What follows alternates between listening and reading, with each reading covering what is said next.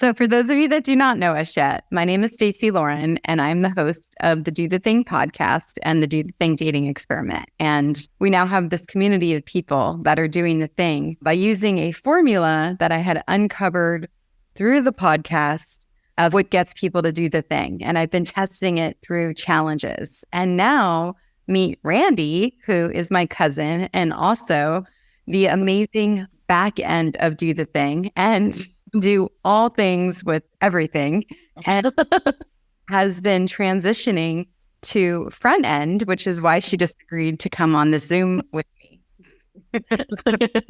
It's easier when I'm on with you. And I think that's a really great example of meeting yourself where you are and going a micro step away. And then that's what helps you move. Exactly. Yeah. So we were just talking, and then of course I'm like, we have to get on a Zoom because there's just too much goodness in what we were talking about. So we're excited because we had the Find Your Voice Challenge as a live challenge. It was in January of this year. And up to that point, it was the most transformational challenge that we had had. And so much that by the end of it, you, me, and the community members were just in awe that in 10 minutes a day that you could have that level of growth, right?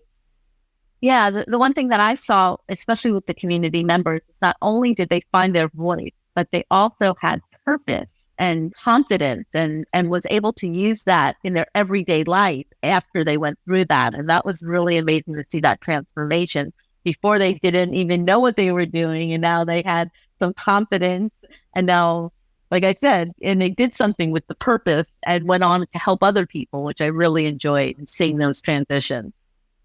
Yeah. And the cool thing was this wasn't even a challenge that we had planned. Pretty much, we were doing the Startup Podcast Challenge. The date was already set. I remember I was in Europe at the time.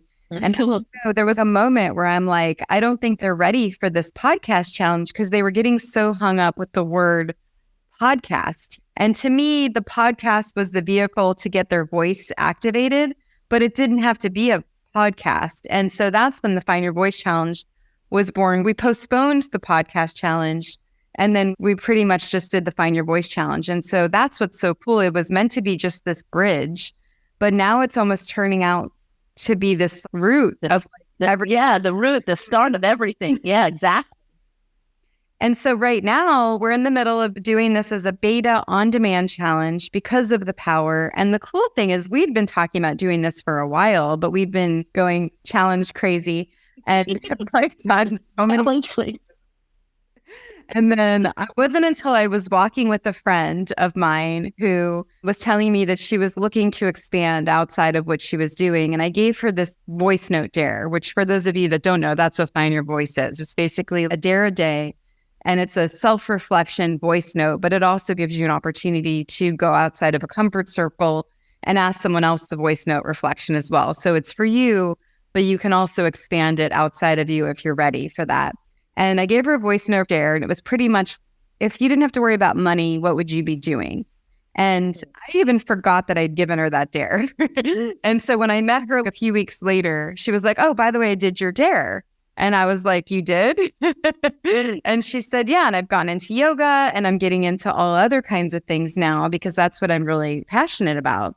And then she said, I'm really wanting expansion. And so I then said, oh man, Find Your Voice would be perfect for you. And that's pretty much what spurned the on-demand because I realized I couldn't just give her the challenge. She needed to be around with other people that were doing it too. And so that's why we're in the beta test right now for the on-demand challenge. We had 20 people sign up and they're doing it. And I am finally connecting the dots on why it was so transformational, because I don't even think we knew before why it worked. And now that I'm like every day recording a video and I am really tapping into the why, I think it's been really eye-opening for me too. Yeah, I love that. And I love that it can be on demand because then anybody can do it at any time and really get the growth and the movement, as you say, through the little micro steps. You really dialed it in. Really excited about that. I realized that the reason why it works so much is because so many of us just live on this conscious level of thinking and we're swimming with thoughts in our head all of the time. And really what this practice, it's like you're building this muscle every day of learning how to tap into your deeper thoughts. And the more you do it, really the better you get at it. And I think that's the thing I didn't realize until doing this challenge. It wasn't just the actual reflections that we gave, the voice stares. It's the actual flexing of the muscle of doing it and learning how to tap into that. Yeah, I mean, it's helped me. I went through the challenge during the live challenge, and it helped me break through some of the barriers that I didn't even know I had, and also helped me discover the things that I never knew I wanted or never knew that I thought I wanted. So it was kind of cool as a person that just experienced the whole Find Your Voice challenge itself, during the live. And now when I'm seeing everybody doing the on demand, it's just like, now it all makes sense. How many challenges have we done? It just all makes sense. This one challenge is going to be the root of everything. So I love it. Got it. So exciting. And so what we were just talking about and why we have to get on the Zoom is I don't even think I remember half the stuff that spurns these things. I started connecting the dots more. I'd interviewed Lauren Maldwin on my podcast. I don't remember the number. So she works for my friend, Chrissy McDaniel, and she'd helped me after I exited my business. And I forgot that's how I processed a lot of my ideas, was by leaving these voice messages for myself that only she would hear, but it was just voice message of idea. I think you remember that episode because you were like, oh, you could do that for me too. And I wasn't even leaving the voice notes. No, and now that you leave them for me, it's amazing. Yeah, because I sometimes don't even know. I have a half thought of what I want, but once I'm able to speak to it, it opens it up. And then I forgot until I started connecting these dots. I even did venting voice notes. When I was at my worst, I did a venting voice note of me in crisis and just being able to get the thoughts out of my head and being able to listen back to it and hear how I'm really feeling and honoring that emotion. Because sometimes we don't allow ourselves to feel these things, but when we can almost give ourselves this voice to activate it and let us get it out, and then to listen back if we want, we don't have to. It gives it a space to be heard and to be seen. I love that. I don't know if you remember, I told you when I was little, I used to journal a lot. I had a lot of emotion. And then as a young adult, and I never looked at it while I was in the moment. I would write it down and then I'd read it after. But there's something that's even visceral is the word that I want to put when you're actually listening to yourself versus writing it down and hearing that raw emotion and hearing your voice and listening it to it as an outsider. For me, it was much easier to process and understand, oh, wow, that was pretty deep. Why was I feeling that way? And just to hear that emotion makes it a lot better versus journaling. Yeah, I felt. I mean, I think you would have been, something that I was upset about while I was walking and I was going all over the place. But I listened to it recently and I'm like, and I said some funny things only because I was trying to analyze what I was feeling. And I was like, you know what? I was pretty right. But it was like, I understood why I was so upset at that point. Well, yeah. And we come from this society of having to suck in our emotions and not say what we feel and being able to work through whatever's coming at us. But when we can learn to process those emotions and be able to speak to how we're feeling and not just hide them and let them, they don't go, right? They stay. You still feel it. Your energy's off then after that. Yeah. And I love that because that really helped me a lot. And it's been helping me a lot using a voice note versus writing, whether it's happy, sad, angry, venting, whatever. Even in the trade that I'm in, I'm always strategizing, figuring out. It's easier for me I sleep and I dream these things. So I wake up and I pick up my phone and I start recording so I don't forget it. So that's kind of funny too, because it helps in so many ways. Therapeutically, just for everything. So back to finding your voice, I'm using it for a different thing, but just the act of recording and listening and sharing. I mean, I've shared it. I've never shared it before. So that's really great. And that's like a little micro change. Sharing it is like, whoa, being brave enough to share it and to be vulnerable enough. And then that's the thing I love about the community too, is because everybody's doing it. And then you get to have the support of people that are doing the same thing as you. And it's just such a beautiful thing. You don't have to be embarrassed. You can be vulnerable and you still get all that support. It's just there. It's just great. Yeah, and it's almost like the more vulnerable you see someone being, the more vulnerable you are. And then the less alone you feel because you feel connected to something so much bigger than you. Yeah. And you get brave. You're not afraid to do it. Like some people that are apprehensive to do it, they see everybody else doing it. So what the heck? You know what I mean? And it doesn't have to be perfect and it doesn't even matter. It's just doing it out there, being the messy people. It's kind of fun, right? I was thinking about that too with the Go Live challenge because we saw everyone doing it, right? It was so freaking amazing getting to see people do it. And then the last day we saw Neil go live and he was like, I've been watching you the whole time, inspiring me and encouraging me. And here I am. And I get chills thinking about it because people don't realize the people that are doing the thing, they don't realize there's all these lurkers there watching. And it just, the right word, the right moment, the right whatever. And it can't come from me. It can't come from you sometimes. It has to come from them. And then they get inspired and then they do it. And then that's where the movement happens. And to me, that's the coolest freaking thing, right? And so that's what I love about seeing him do his first live. And then he came on the end of celebration. I couldn't, right, exactly. It's the first time we actually saw him too, because he hasn't been participating in the live one, the live live, the live live. It was just, wow, that was really a profound moment because he really stretched his comfort zone and moved through the comfort circles, which, you could talk about. And he just went for it. And I loved it. Yeah. Okay. So now this is what even got us on the Zoom today because we were. Yeah. I was talking to Randi about, because right now we're about to do the Dating Dare Challenge that's coming up soon. And then we have the 2-hour cocktail party. We have all these other things that we're working on, but we're really converting this Find Your Voice challenge to on demand because that is a root challenge that's for everything. And I was thinking, I'm like, this is really also for the dating people. It's not just for the podcast people. It's not just for the Go Live people. It's for everyone. And then I was remembering, even when I first met my boyfriend, we've been together for 2.5 years now. And when I first met him, I had been married 20 years before. I used to play voice notes that I had recorded. I didn't even think I was ever going to share them with anyone. They were just voice notes for me. And I would be upset about something that would happen with us. Typically, there was some kind of pattern or trigger or something that was coming up, right? Because when you get out of one relationship, and even though it had been years, and you go into a new one, you don't realize all of this stuff and junk that's still there. So I was recording my voice notes like I normally do. And then I just realized I couldn't speak the words yet to him. And so I played my voice note. And then that's how we were then able to process it, what was going on. And then I just wanted to talk about that for a minute because there's so much there that I don't think people realize is that I couldn't communicate it in real life yet. Now, obviously I can, but it took me having this practice. And I'm not saying this is what you should do with your relationship, but I'm saying now that I have this practice and I flex this muscle, I know how to speak those needs now where I didn't before.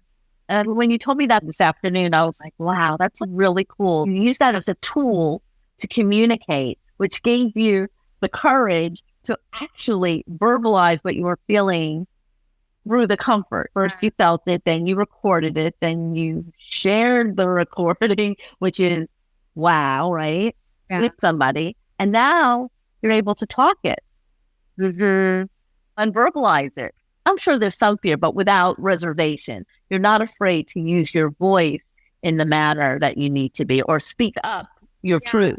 This is what's happening. This is what's so interesting about this because I didn't remember this until now. I used to, before I would talk to people, actually, when I was using this practice regularly, but I still was uncomfortable speaking my feelings, I would voice note anytime I was upset. That was the way I would process anything. I would just do a venting voice note.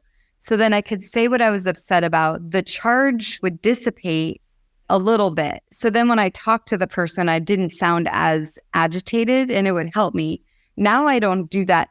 I don't even know when my last venting voice note was because now I can process the emotions so much faster. But isn't that interesting? So I was using these voice notes as a way to help reduce the charge. And that's why he listened to it because that was one of those where I was upset about something. I wanted to process it. I left the voice note. And then instead of being able to speak it because I wasn't ready yet, I had him listen to it. what a healthy way to de-escalate a situation that could have been major, right? Now you're using it as a tool in this circumstance to de-escalate something that could have been explosive, but gave you enough time to process what you were feeling so you can communicate it properly. Yeah. And I actually still say this a lot of times with him because I'm like, okay, this is something I could easily just suck up because I've been good at that so many times because I don't like to be being a recovering people pleaser or wanting everyone to be happy. I'm not that person that's comfortable speaking my feelings, saying what I need, saying what I want. That has not been my norm. Like, in the last few years, this has been a skill that I'm still working on. And so I'll say it all the time. It makes it easier for me to say it. Is I could easily just suck this up because I don't like to be the one that's a bother or whatever that word is. That's just not who I normally am. But then what happens is it's great. He notices if I'm off at all. So he's able to ask me, which is great to have a partner like that. But also that's where eggshells can come up, right? Because you don't think the person notices, but it's there because you're not giving yourself the chance to express how you're feeling. It's so funny you say that because we're always in our head, right? We're always in our heads. The thoughts are just coming, whether they're positive, negative, we're just always in our head. And being able to not suck it up and be able to voice it without any reserve. You could say it without being nasty, but being able to express yourself the way you're feeling. How would anybody know if all this stuff is festering in your head and you're having fights with people that they don't even know why you're mad at them because you're already having the fight in your head, right? Oh, yeah. And it's interesting because I'm so not in my head now. I'm so from my heart that I could see it. When I watch it, it's Married at First Sight show right now. That's what I'm watching. And I literally look at these people and I could be like, they're not saying what they feel. I could tell that it's not congruent. That's how much I feel like I've been practiced at this. So it's so interesting to me just to see that a simple tool like the Find Your Voice can really help someone get all of that out and then be able to speak it in a way that's not reactive. And then just taking that even one further and not even talking about emotion, I think by doing the dares in the Find Your Voice, you're also discovering what you really want. Let's not put the anger and all that stuff in. You're also, wait, I never knew I wanted that. Wow, I can actually do that. I did this. Why didn't I do this before? Or some of the dares really put you in situations that are great and they really get you to think what was holding you back. It's silly. It's silly that these little things hold you back from living the life that you should really be living. So, and using your voice, with me, I had to shut up a lot. And I'm articulating it and really in a productive and a respectful way, communicating things that I never had the ability to do before because I was always mind your place, don't speak loud, don't do this, those kind of things. Don't say those things for whatever reason. And I'm really enjoying finding my voice and using it in positive ways. Yeah. And it's been interesting because that's the thing I really learned by switching the challenge now to the beta and really kind of diving into why it worked. It's because we don't even notice that we're not doing it, right? And the dare is what helps you go deeper and deeper. And I remember we had a consultant who's a friend of mine, Henry, he had said, I left him a voice note of all my dreams. And I didn't even notice I did this until he said it. He's like, I loved it when you said dream, Stacey, dream. Because I left the voice note and I'm dreaming and I'm saying everything that I want. And then that's how I get myself to go deeper as I'm like, dream, Stacey, dream. And then another layer comes and then another layer comes. And I still do this a lot of times when I do my videos. So I do that a lot. I edit that out most of the time is when I'm saying, okay, think, what do I want to say here? What do I want to say here? Unless it's a live video, they don't go there. But anyway, it's just a way for me to tap in deeper and deeper. And anyone can do this. And you don't need a podcast. You don't need to go live. It's just a practice you could do at any time. We all have a phone that we could press record on. It is the most simple, ridiculous thing that works. No judging. You're listening to it yourself, or you could share it. It's easy. No fancy tech. Just record on your voice note. How simple is that? I mean, everyone has one on their phone. So Find Your Voice. So let's just get it's here. What do you think? Yeah. What do you think people will get from doing this challenge, this new on-demand beta Find Your Voice challenge? What will they get? Oh my gosh. it makes me emotional because I see what people, their transformations with just these little teeny fun dares that are challenging and fun, and they really inspire, and they're so easy. And to see them start and then to see them at the end, it's night and day. So I get really charged by that and emotional because I see people going through, and I don't want to say broken, but some people may be a little bit broken in certain things. And I see them go from this very quickly to participating and doing little teeny fun things, dare prompts that help them think what's in here and bring it to the surface. So what it's going to do, it's going to develop them into a person. Oh my gosh, I'm so excited because I know, because I've seen it. So it's going to help them develop into a person that's really going to be able to find their voice. And I'm not talking about just their inner voice. I'm talking about their voice that says, I want to do this, or I want to do that, or and able to speak their truth, or even not speak their truth, or even just to internally figure out what they want to do in life. And the best part about it, it's on demand. You can go as quick as you want or as slow as you want and even catch up. If at the end you don't do it all, you can still do it all. We've had people do all the dares every 2 days because they're like, oh, I'm so behind. There's no rules. Just try. That's all it is. Yeah, I didn't even think about that from that perspective. Let's say it's someone that was lurking when they first started and they're seeing the people. Maybe it won't be the first month they start. Maybe it will be the second month, and then all of a sudden they'll feel comfortable with doing a dare, and then kind of the momentum will take them over from there. Yeah, and even in the live challenges, we see people blitz doing the dares because they were lurking, like you said. But this is going to give them a private vehicle to be in a secluded group with people that are doing the same thing that they're doing and having the support of community. So that's one of the biggest things. First of all, the dares are amazing. It really gets you to push your boundaries and try things that you probably never even thought you would do, but in little baby steps. So it's fun and it's not intimidating at all. And then to have the community, you're seeing them do that. You're seeing them do it and putting it out there, and then they're encouraging you. And it's just such a safe place. It's a safe place for you to go through the things that you need to do to get you to discover who you are, or to discover something that may be so deep inside that you didn't even know you had it. So, you know, like you were saying before about surface level and deep level, that brings that out in a fun way, in a really fun community way. I mean, it really is. You're a genius. And then I think the other outcome is just being able to say what you want, when you want it, and knowing what you want. So maybe that's first. Know what you want. Yeah. Say what you want, when you want, not because someone else wants it from you or you think they expect it from you. It's because it's truly something that's coming from inside of you. Because how many of us live in that world of thinking we need to be this certain thing for all these people? Hustle culture. In hustle culture, it's like we're so laser focused on what I faced before, you know.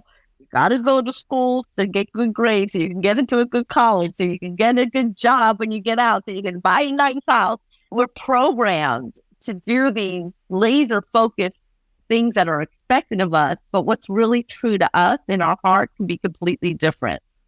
I'm so glad we're able to do this. Sometimes when you have those ideas, this is a good example of find your voice. We were talking, I remembered the boyfriend thing, and I was like, oh, damn, we got to make sure people know this, because I don't realize, for me specifically, it's because I flexed the muscle enough and then was able to use it in a lot of different ways. And that's how I'm able to speak the things that I need now. And it's a work in progress, right? But I have the tool now to be able to do it. Just like, let's say you gain 20 pounds and you've lost 20 pounds before, you know how to do it again, right? And so it's like, just when you know those tools that you can use anytime you want it. Well, you know, it's something to be said, what you just said about you're not afraid because you did it before. You have to be reminded how you can do it again.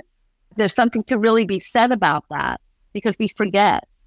We forget a lot because we're in the moment, especially when you come, like for me, for instance, I was married, I had kids, I'm in a different space now. I forgot who I was before all that stuff. I'm no longer a wife. I'm a mother, but not a mother of young children. but you forget who you are. And then you lose your voice because you have to adapt to your situation versus being the true you are, because it's just something that happened. Your needs don't come first. Your children's needs come first, or your husband. It's just a natural progression of what happened. So find your voice on that for me was good for me to remember who I was, or to bring out the person I used to be, but a little more mature, a little smarter. And you're reminding me of Sally, who went through the Find Your Voice challenge, and we had talked about when she was married, she watched football. And then after she got loved, she realized that she was watching football, and she was like, what am I doing? I don't even like football. And that happens, right? We're doing these things because it's natural to us for other people, because we want to be so giving and so loving, until we realize, wait, what am I even doing? I don't even like this. That was so funny. She didn't even like football. She was sitting watching it. It's like, wait a minute. You wake up, right? Yeah, absolutely. Absolutely. That's what I love about this challenge. And all our challenges are great. Okay. So let's just put it this way. All our challenges do basically the same thing, but we use a vessel for this, we use a vessel for that. But if you don't start with this challenge, like Stacey said, it's the root for you to learn how to do the rest of the challenges and really get the most out of them, I think, because you're getting the dare, you're learning to flex the muscle, you're learning the formula, you're learning to speak your truth, or speak whatever needs to happen real deep through these little micro dare prompts, as I call them, because they are dares, but they're also prompts for you to record, for you to write, for you to at least start thinking about things on a much deeper level.